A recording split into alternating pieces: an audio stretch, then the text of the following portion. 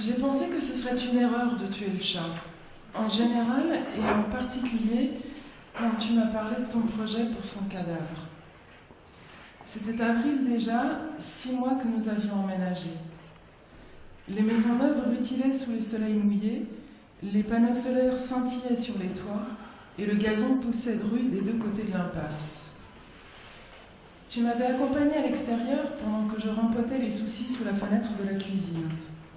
Les feuilles s'ébattaient entre mes mains gantées, et parmi elles les bourgeons gonflés à bloc, prêts à éclater sous la puissance des fleurs.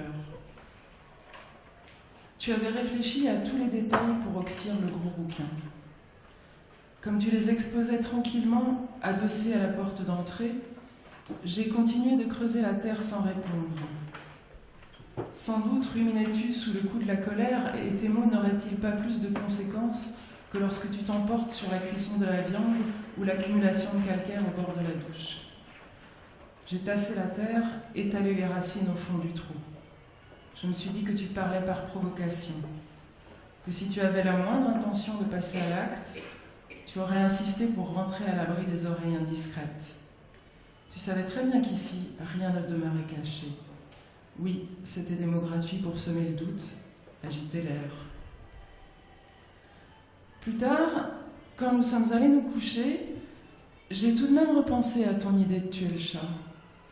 Je me suis demandé si je serais capable de sortir la voiture du parking de l'Intermarché et de rouler jusqu'à la zone artisanale pour acheter du produit anti-nuisible.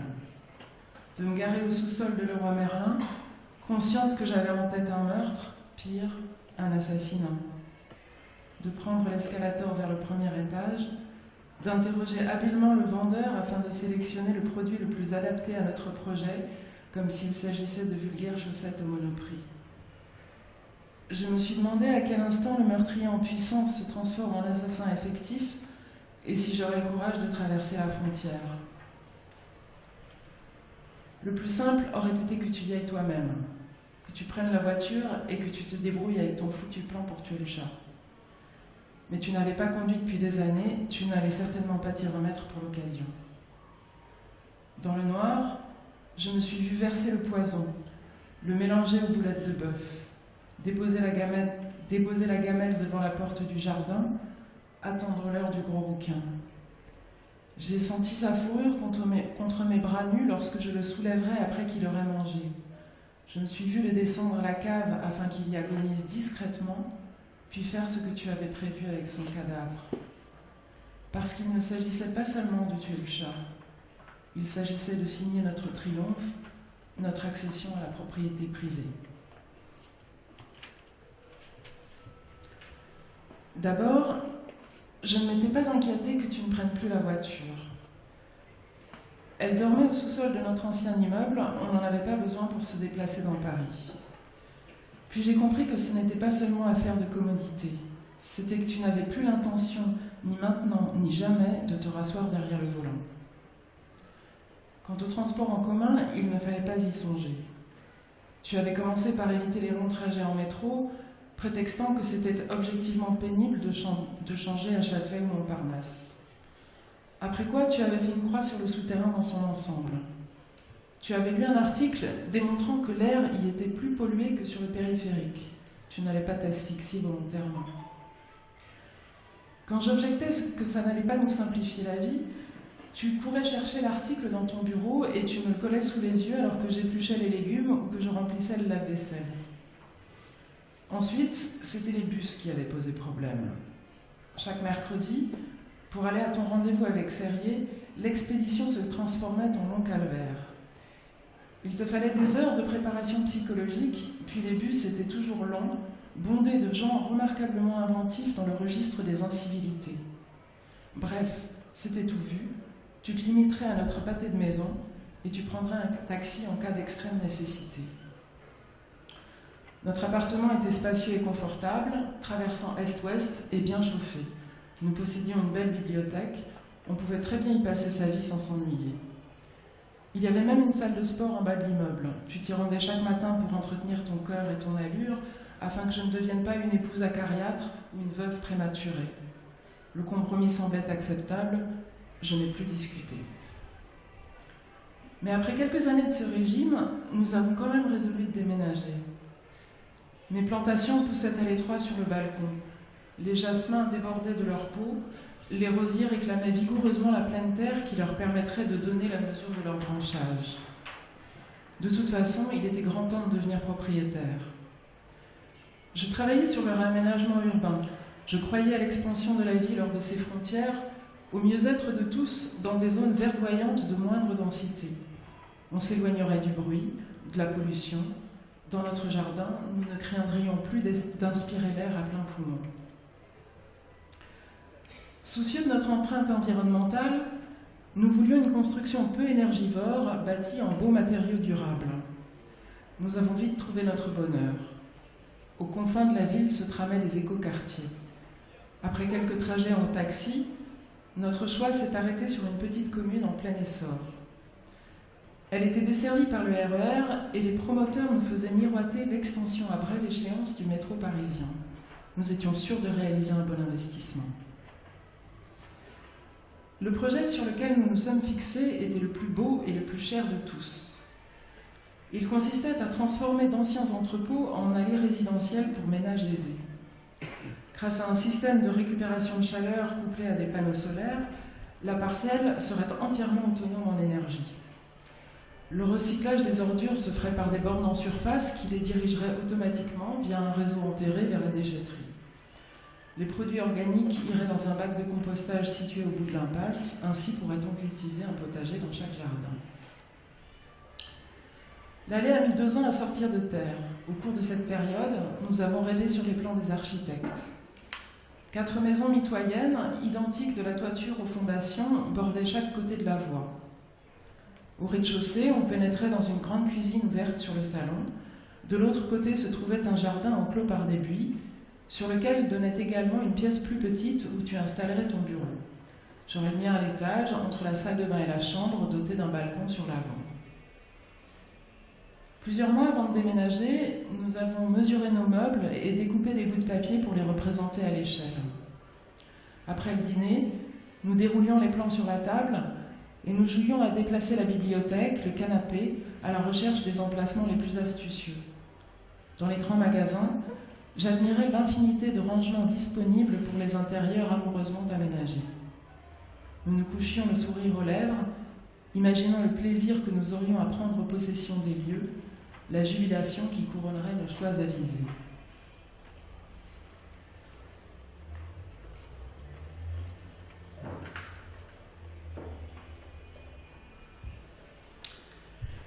Ils sont arrivés une semaine après nous.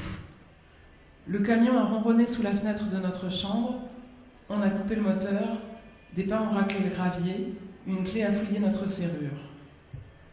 J'ai enfilé mes pantoufles pour sortir sur le balcon. Le froid piquait comme chaque novembre. Penché sur la rambarde, je leur ai crié qu'ils se trompaient de porte et je suis retournée me mettre au chaud. Toute la matinée, ils ont transbordé des montagnes de carton. La maison mitoyenne s'emplissait d'une infinité de choses, à côté de quoi la nôtre semblait renfermer une vie bien minuscule. C'était l'impression que j'avais eue en déballant nos affaires. 30 ans de vie commune résumés en quelques milliers de livres, les meubles indispensables et très peu d'objets. Nous n'étions pas attachés aux objets. Nous pensions qu'ils obstruaient l'air, limitaient la circulation de la pensée. Mais ce jour-là, alors que je finissais de ranger la vaisselle dans les placards de la cuisine, leur absence m'a soudain vrillé le cœur. Entre les chutes de plastique à bulles et les morceaux de scotch, je me suis mise à pleurer. C'était plus fort que moi, je n'y pouvais rien. Je me suis efforcée de faire le moins de bruit possible, reniflant en silence. Mais tu m'as entendu malgré toutes ces précautions, et tu as déboulé dans la cuisine pour me mettre les points sur les i. Voilà 2 ans que nous avions fait un choix mûrement pesé, parfaitement rationnel. Mon attitude était inconséquente. Nous méprisions le sentimentalisme et les émotions exacerbées. Je finissais de sécher mes larmes quand on a toqué à la porte. Tout l'électroménager avait été livré, l'électricité et l'internet fonctionnaient parfaitement. On ne voyait pas qui ça pouvait être. Tu m'as regardé avec insistance. J'ai compris qu'il ne fallait pas compter sur toi pour ouvrir. J'y suis allée.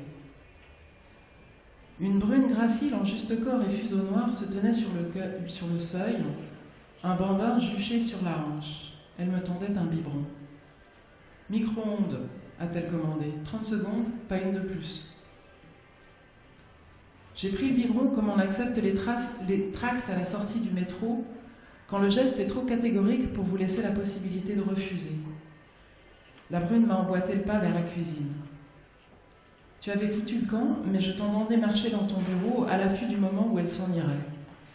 Je me suis avancée vers le micro-ondes, j'ai cherché où brancher l'appareil, mais toutes les prises avaient disparu. Je ne retrouvais rien dans ma cuisine, alors qu'une semaine plus tôt, j'en maîtrisais le territoire les yeux fermés. Les larmes sont remontées. « Ça n'a pas l'air d'aller », a gloussé la brune. Tu as aussitôt reparu. « Charles Karadec, enchanté. Ne faites pas attention à ma femme, elle est un peu sonnée. » La brune a gloussé de nouveau, mais plus nerveusement. C'est l'effet que tu fais aux jeunes femmes impressionnables. « Annabelle Lecoq », a-t-elle bredouillé en extirpant sa menotte de la poignée virile dont tu la gratifiais. Puis elle s'est tournée vers moi pour me réclamer un café. « Ici, c'est moi qui fais le café », as-tu déclaré avant de prendre les choses en main. Négligeant les tasses que je venais de déballer, tu as fait couler un expresso dans un gobelet en plastique que nous recyclions depuis 8 jours. Après quoi, tu l'as escortée vers la sortie, elle, son fils et son biberon que tu avais réussi à faire réchauffer en 30 secondes, pas une de plus. Quelle conne, j'espère qu'on ne va pas trop l'entendre avec son gosse, as-tu conclu en refermant la porte. Nous avons éclaté de rire.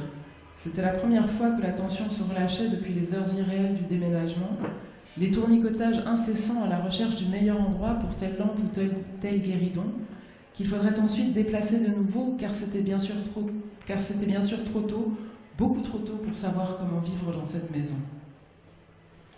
Main dans la main, nous sommes allés admirer notre jardin. Ce n'était pour l'heure qu'un long rectangle herbeux. Mais au bout s'étendait une parcelle inconstructible, si bien qu'on voyait le ciel, de longues effilochures jaune pâle à travers la grisaille de novembre. C'est là que nous avons aperçu le gros bouquin. Il venait de franchir la haie qui nous séparait du jardin mitoyen. D'abord, il s'est contenté de raser le sol, flairant l'herbe, nous observant l'observer de biais. J'ai ouvert la porte-fenêtre et je me suis accroupie pour l'appeler avec des petits bruits de langue. Il s'est approché avec méfiance, puis il a fini par venir se frotter à mes jambes tandis que je lui chatouillais le cou. Le gros bouquin a pris ça comme une invitation à visiter la maison. Tu as aussitôt objecté. Tu as déclaré que s'il entrait une fois, il serait là toujours, et que si je n'y trouvais encore rien à redire, je n'allais pas tarder à voir ce que j'allais voir. J'ai continué à lui gratter le ventre, je n'avais que faire de tes prédictions.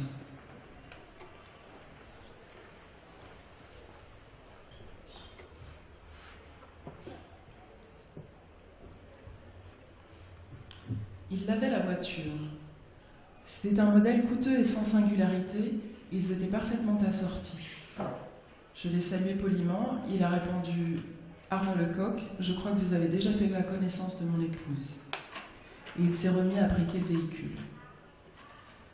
Les maisons de l'allée ne possédaient pas de garage afin d'encourager les circulations douces. Nous avions laissé la nôtre au parking de l'Intermarché. Je me suis demandé un instant pourquoi Lecoq avait garé la sienne devant chez nous, mais il y avait sans doute une bonne raison. Arnaud semblait aimable, après tout.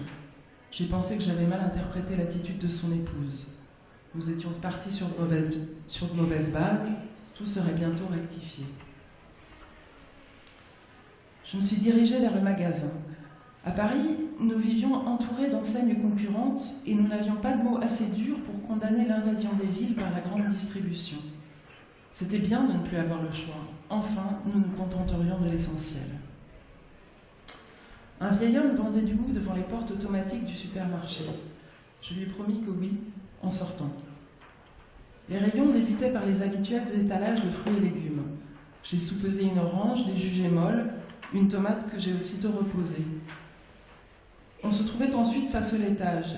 Il y avait le minimum, et je m'en suis voulu de cette réflexion, car il y avait évidemment bien plus que cela, des dizaines de variétés de desserts parfumés à tous les arômes imaginables.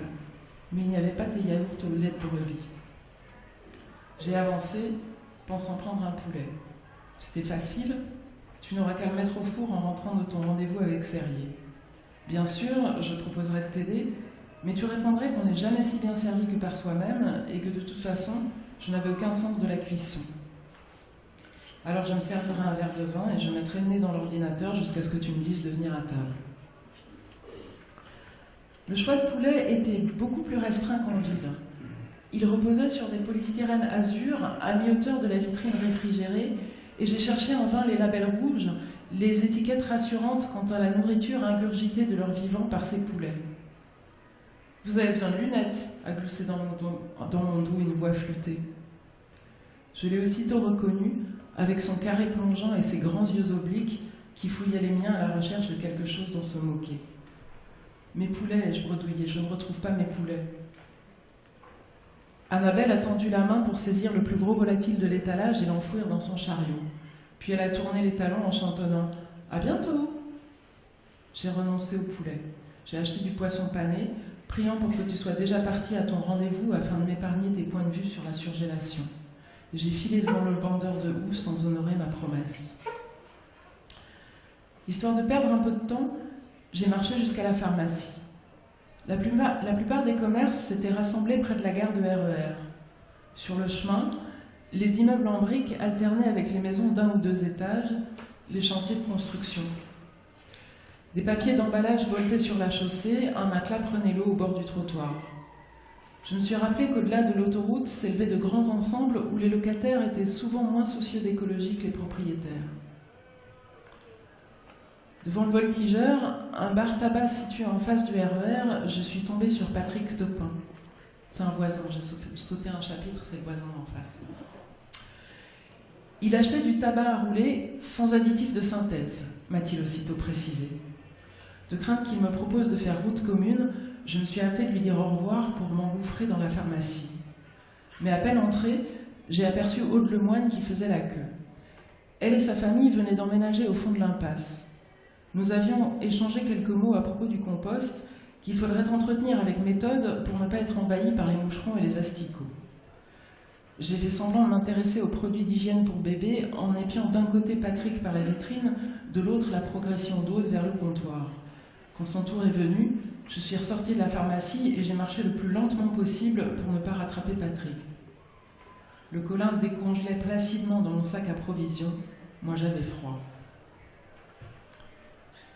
La voiture des Lecoq luisait sous le soleil de fin d'après-midi, toujours garée devant chez nous.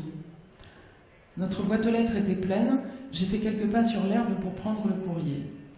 La pelouse s'est mécaniquement redressée derrière moi, elle pointait droit comme des épines et je l'ai foulée une fois de plus pour vérifier qu'elle était vraie, tant elle paraissait surnaturellement dense et drue. On avait fourré dans notre boîte un tas de brochures promotionnelles. Toutes les grandes surfaces de la zone artisanale semblaient s'être passé le mot concernant notre installation dans le secteur.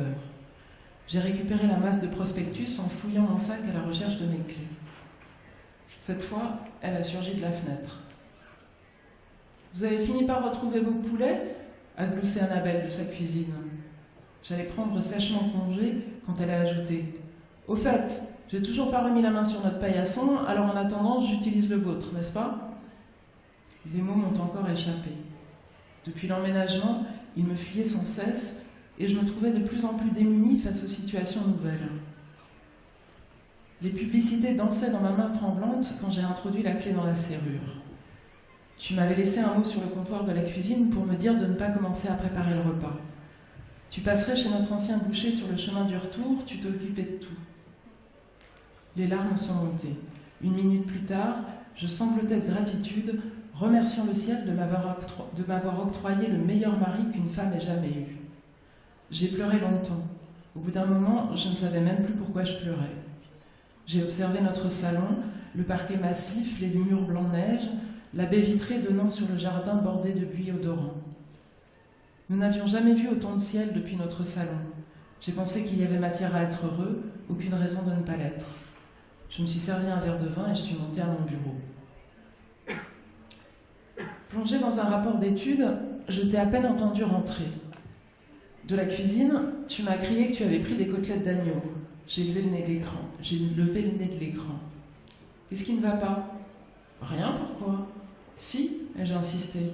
Gagnons du temps. Explique-moi ce qui ne va pas. J'ignore pourquoi j'ai dit ça. Je sais parfaitement que ça ne sert à rien.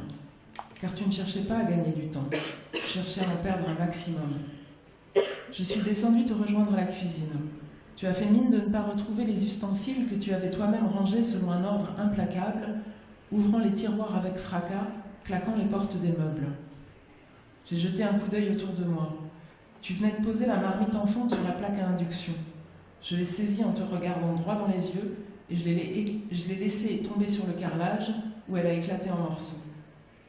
J'ai du travail, j'ai besoin de me concentrer et toi tu achètes des côtelettes d'agneau alors que tu sais très bien que j'ai horreur de ça. Mais comment crois-tu qu'on va payer cette maison si je ne peux pas travailler? Puis j'ai envoyé valser mes chaussures et je me suis mise à piétiner les éclats.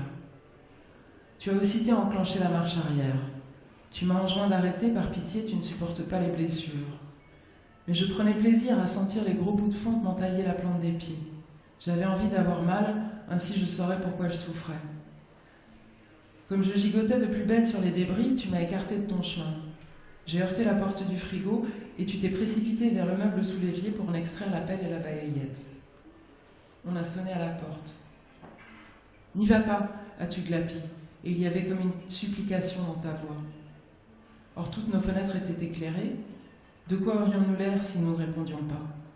Je me suis essuyé les pieds sur un torchon et j'ai ouvert. Annabelle portait son fils sur la hanche et toujours son air sournois. Elle a demandé si tout allait bien, mais elle ne souhaitait pas réellement que tout aille bien. Elle souhaitait que nous fassions moins de bruit afin d'endormir le petit. Par les fenêtres ouvertes, tout s'entendait. J'ai regardé l'enfant silencieux, ses yeux plombés de sommeil. Elle continuait de m'observer en souriant.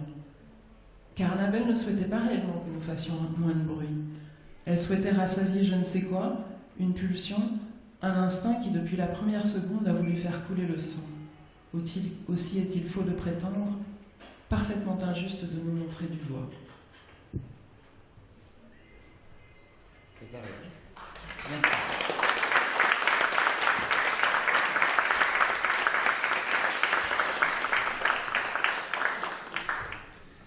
Bien. L'histoire est installée. Alors, de quoi s'agit-il? Il s'agit d'un couple parisien, jeune, plutôt jeune. Cinquantaine, très jeune. Très jeune. On a des indices qui viendront au fil du récit pour décrire un petit peu ce couple, qui est un couple essentiel, hein, dont la narratrice on vient de l'entendre. Donc elle est urbaniste, elle travaille beaucoup chez elle, et, donc elle a une connaissance comme ça de tout ce qui se fait en matière d'urbanisme de la façon la plus contemporaine, moderne, pointue, disons. Lui, c'est plus mystérieux. Bon, il aime faire la cuisine apparemment, il est très beau, mais il est peut-être un peu neurasthénique. Il est complètement neurasthénique. Voilà. Donc, ce couple étrange, bien sûr, on en apprendra, on va pas raconter le livre, hein, c'est pas ça l'idée, mais l'idée c'est de poser les éléments essentiels de départ. Donc, ce couple, soucieux comme beaucoup de couples de cet âge plus jeunes, décide d'avoir sa part, sa contribution dans le sauvetage de la planète, disons, grande ambition, en choisissant un habitat le plus économe en énergie, ce qu'on appelle un écoquartier. Donc voilà, il participe, il s'associe à d'autres, j'imagine, pour acheter une maison, voilà. Voilà les bases. Donc maintenant, vous connaissez déjà Julia, pour certains d'entre eux. Son précédent livre, c'était Sigma, c'était un livre à la structure assez complexe, un livre d'espionnage, on peut dire, avec une multitude de personnages et une multitude d'espions autour de ces personnages, avec un but très spécieux qui consistait à empêcher certaines œuvres d'art d'accéder au public. Ce qu'on sait, c'est ton souci du détail, Et le fait que rien ne s'écrive jamais comme ça au hasard, c'est pas seulement le fruit de l'imagination, mais c'est que tu travailles beaucoup tu te documentes beaucoup. Tu es aussi un peu journaliste par ailleurs, etc. Tu enseignes d'ailleurs un peu le journalisme, l'écriture journalistique. Voilà, donc tu t'es intéressé à cette question d'éco-quartier. Pourquoi ça? Pourquoi ce sujet? Comment tu as fait pour te documenter là-dessus? Comment tout ça est né?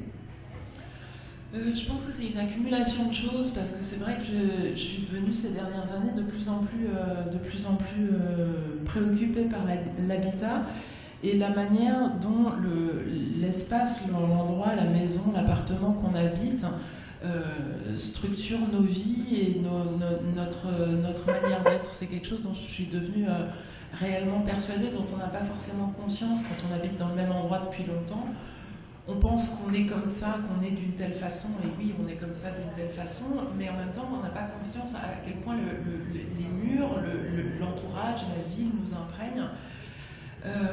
Quand je dis que j'ai pris conscience de ça petit à petit, c'est venu des premiers livres qui étaient dans un univers très très parisien, très urbain, les immeubles haussmanniens, les immeubles hauts, enfin on a un peu évoqué l'autre jour quand on a fait la rencontre sur le deuxième livre qui est Triangle d'hiver. Après il y a eu le Triangle d'hiver justement qui tournait beaucoup autour des villes portuaires, des villes de la reconstruction.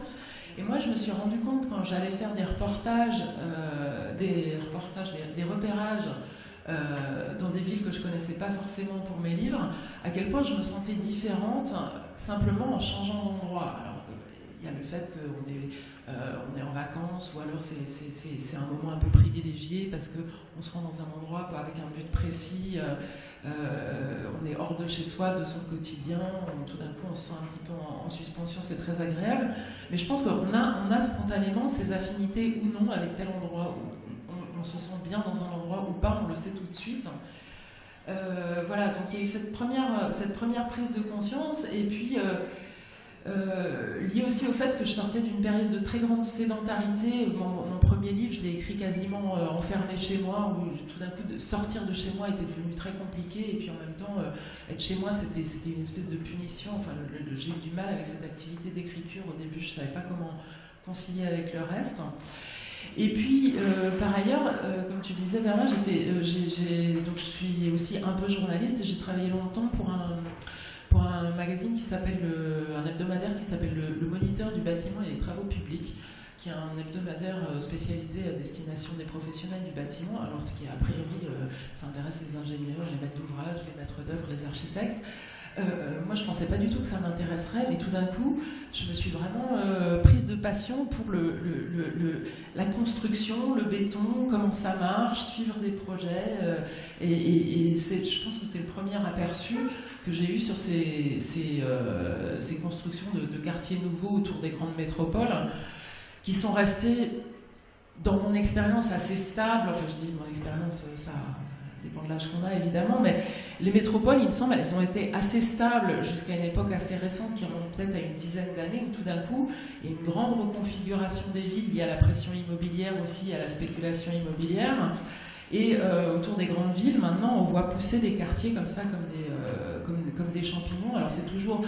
Maintenant, il y a des normes environnementales qui sont très précises, mais en plus, il y a souvent des alibis, mais des intentions extrêmement vertueuses. Les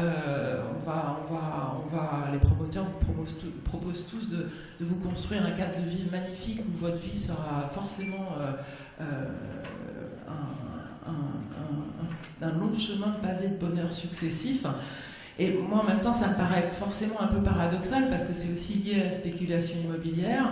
Et puis, c'est des quartiers qui naissent très très vite. Donc, est-ce qu'on peut construire très très bien, très très vite? L'utopie, ça prend quand même un peu de temps pour se mettre en place. Voilà, donc... Ces fameux écoquartiers. Ces fameux écoquartiers, comment je suis arrivée là? Ça a combien de temps, ça? Ça fait combien de temps qu'on dit? Ça fait une dizaine d'années qu'on parle d'écoquartiers? Oui, il me semble à peu près, il y a une dizaine d'années que ça devient vraiment à la mode, que maintenant tous les projets immobiliers ils doivent être un peu éco par-ci par-là, mais à peu près, enfin, comme tous les produits au supermarché aussi, il faut que tout soit écologique, et quand c'est pas biologique, on met des emballages verts pour donner l'impression que c'est biologique, alors que ça l'est pas, c'est un peu la même logique pour l'habitat, quoi. Alors, ce que tu disais au départ, c'est que toi, tu t'étais rendu compte que, changeant d'environnement, de ville, etc., tu avais découvert que ça changeait ta façon d'être. C'est tout le principe, le propos de ce livre. C'est-à-dire que c'est 4 maisons, puisqu'il s'agit d'un petit ensemble de 4 maisons. Il y en a 8, il y en a 4. 8 maisons au total vont abriter des gens qui sont animés grosso modo par les mêmes intentions que ceux qu'on suit plus particulièrement, donc qui ont eux-mêmes des intentions vertueuses par rapport à l'environnement, aux déchets, etc., à l'énergie, etc. Et bien, néanmoins, ça va constituer un petit théâtre assez problématique. Parce que une des choses qui n'a pas été peut-être pensée par ceux qui ont conçu ces petits quartiers, c'est la promiscuité. Voilà, et donc cette promiscuité, dans un cadre vertueux, va nous conduire à un certain nombre de scènes un peu théâtrales qui vont à l'encontre du bien-être qu'on aurait pu imaginer. Oui, alors ce qu'il y a, c'est que dans ce projet, tout est amené à être forcément, nécessairement tellement merveilleux que personne n'a rien à cacher. Donc, tout a été conçu de telle sorte que tout le monde se voit, tout le monde s'entend, on ne peut rien cacher, mais qu'est-ce qu'on pourrait bien avoir à cacher ? Le problème de ce projet qui est parfait sur le papier, c'est qu'à partir du moment où les gens emménagent, il y a de la vie derrière. Autant c'est les habitants, donc le livre tourne autour de ce couple principal, puis le couple de la maison mitoyenne, le couple en face, et on découvre peu à peu tous les voisins. Ils vivent leur vie, mais dès que la porte est refermée, on sent que chez les uns comme chez les autres, il y a des choses qui sont pas forcément ce qu'on affiche, ce qu'ils essayent d'afficher dans la rue. Mais quelque part, alors le couple principal, il est peut-être extrême, enfin il a des névroses très assumées, on va dire. Mais ça me semble peut-être un petit peu inévitable si vous essayez il y a cette espèce d'injonction au bonheur qui fait qu'on ne peut manifester que des sentiments de joie, de satisfaction, mais la vie c'est pas ça non plus. Il y a forcément un moment où on est confronté à des choses plus dures, voire à soi-même. Et là c'est comme si la pression du bonheur extérieur faisait que tout devait être rejeté vers l'intérieur et ça explose effectivement assez rapidement, au point que dans la première scène on se demande s'il ne faudrait pas assassiner un chat, alors que ce couple est quand même très très loin d'avoir à la base un profil de tueur de chat. Voilà, donc ces intentions vertueuses, tout de suite sont bousculées par les conséquences néfastes de la promiscuité. On l'a vu tout de suite, cette voisine qui déménage, c'est-à-dire qu'il n'y a pas de sursis, c'est-à-dire qu'il n'y a pas un moment où ils pourraient vivre en paix tous et ça se détériorerait. Non, dès le départ, ça ne va pas quoi, entre eux. Elle donne cette injonction de chauffer le biberon, ensuite ils lavent leur voiture, enfin c'était pas très écolo quand même comme attitude devant chez eux. Qu'est-ce qu'ils font encore? Après ils vont faire des barbecues dans leur... je ne veux pas rentrer dans drame du barbecue. Le drame du barbecue chez le voisin. Voilà, les clôtures ne sont pas extrêmement étanches, forcément les buis sont encore jeunes, j'imagine. Donc voilà, donc tout de suite, c'est déréglé. Finalement, il n'y a pas d'espoir. Je veux dire, ça ne peut pas marcher. Mais ce genre de quartier. Alors non, moi je veux pas absolument, je veux pas tirer des conclusions générales sur ce genre de projet.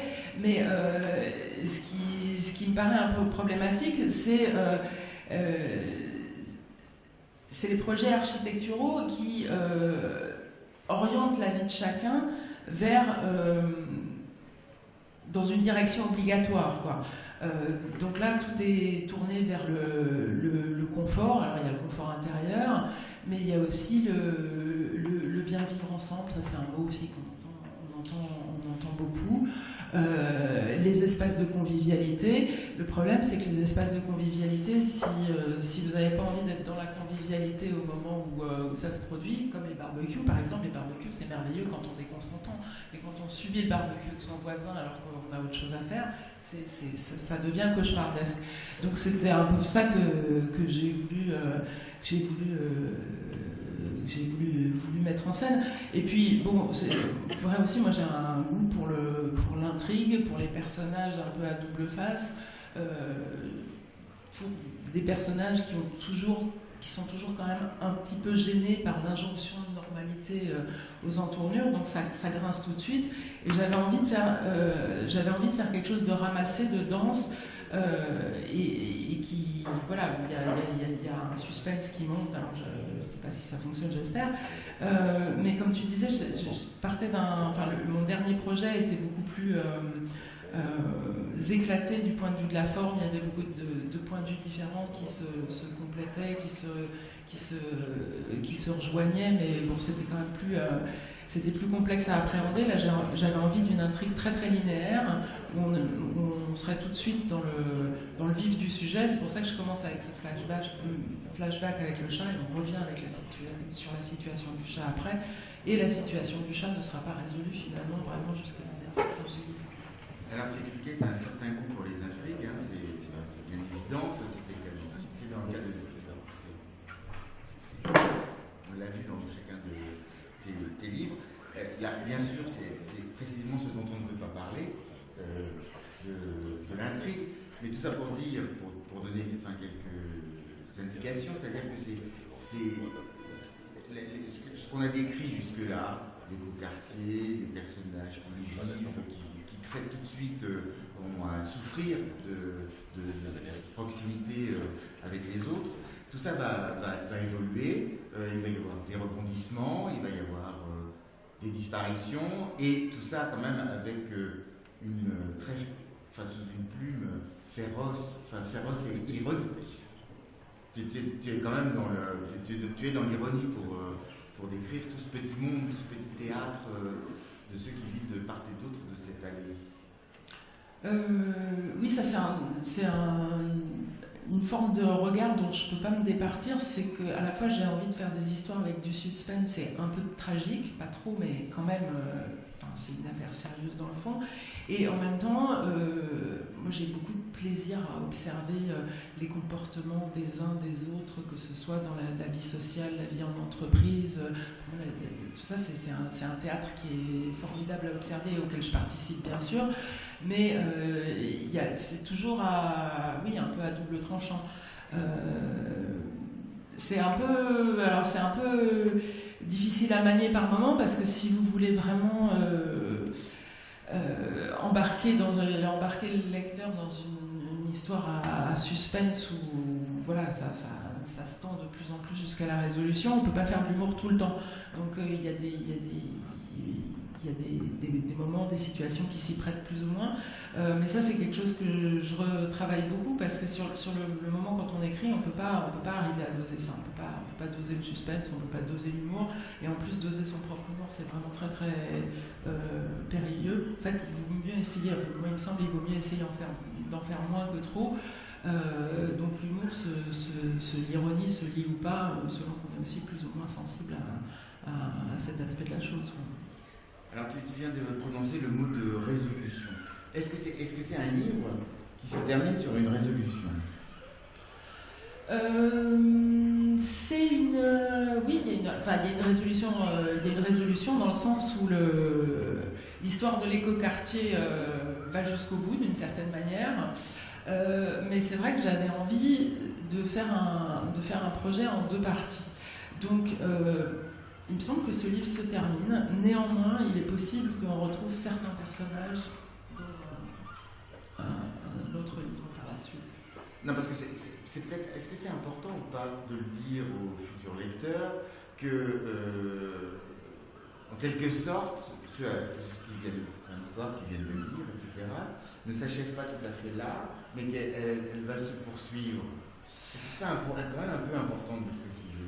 On peut le préciser, oui, non, mais parce que déjà quelques retours de lecteurs, et c'est vrai que les gens se posent des questions sur la fin, mais